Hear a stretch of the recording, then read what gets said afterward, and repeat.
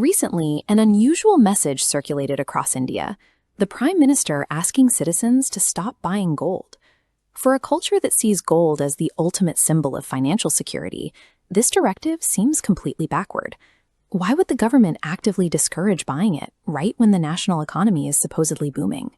If you look at the top-line numbers, the jewelry industry appears to be thriving. The market is projected to grow by 14 to 16% in total value over the next few years.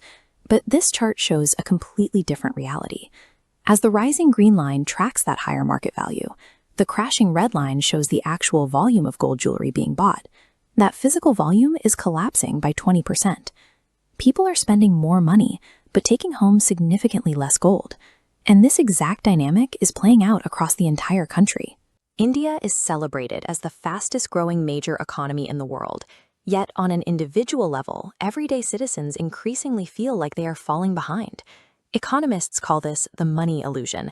It happens when massive macroeconomic numbers mask a rising, suffocating cost of living. To understand why the middle class feels broke in a prosperous economy, we have to look past the official GDP numbers and track the hidden leaks draining wealth out of the system. The clearest example of this wealth drain brings us right back to gold. Every year, India imports roughly 800 tons of gold, while domestically producing about 1 single ton. To pay for this, the government enters the global market, constantly selling off Indian rupees to buy the US dollars required to complete the trade. When a country continuously floods the global market with its own currency, the actual purchasing value of that money drops. It now takes more rupees to buy the exact same amount of everyday goods. To slow down this aggressive currency bleed, the government recently hiked the gold import duty from 6% to a massive 15%, artificially making it too expensive for citizens to buy. But the problem goes far beyond jewelry. Across almost every sector, India relies heavily on importing foundational raw materials to keep domestic industries running. Take pharmaceuticals. India is known as the pharmacy of the world, yet up to 90% of the active pharmaceutical ingredients, the actual chemicals needed to make the medicine work, are imported directly from outside the country. A falling currency is often supposed to make a country's exports more competitive, but when your supply chain relies on imported raw materials, a weaker rupee guarantees that manufacturing anything domestically will cost you more over time. If importing goods is getting steadily more expensive, you would expect the official inflation rate to be sounding alarm bells. The government measures this rising cost of looning using the Consumer Price Index, a scorecard designed to track the price of everyday items. This pie chart shows how that index is actually calculated. Nearly half of the entire measurement, roughly 46%, is based strictly on food. Because millions of citizens live near the poverty line, the price of agricultural staples like onions can literally decide elections. As a result, they receive massive weighting in the data. But this creates a blind spot. The scorecard practically ignores the heavy financial burdens carried by the modern middle class. The rapidly rising costs of quality education and premium healthcare barely register in the final calculation. The out-of-pocket diagnostic healthcare market alone has grown to $15 billion, driven by citizens paying for their own scans and tests. Yet, in the eyes of the official inflation metrics, these expenses are nearly invisible. The official economic scorecard is broken.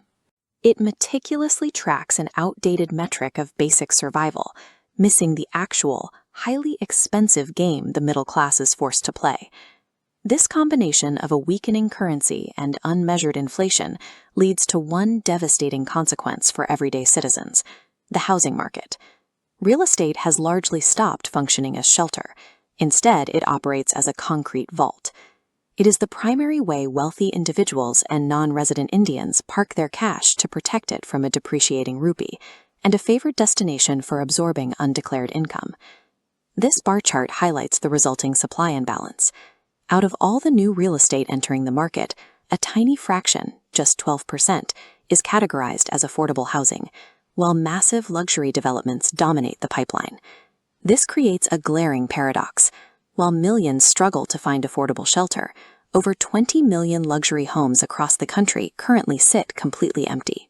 Developers are explicitly building for this high-end investment class because average earners, crushed by real-world inflation, simply cannot afford to buy anymore.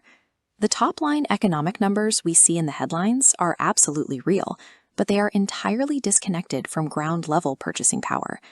Until India addresses these foundational leaks by manufacturing its own raw materials, accurately measuring modern inflation, and stabilizing its currency, that broader economic boom will remain an illusion for the average citizen. The total value of the economy might be going up, but the actual volume of prosperity is shrinking.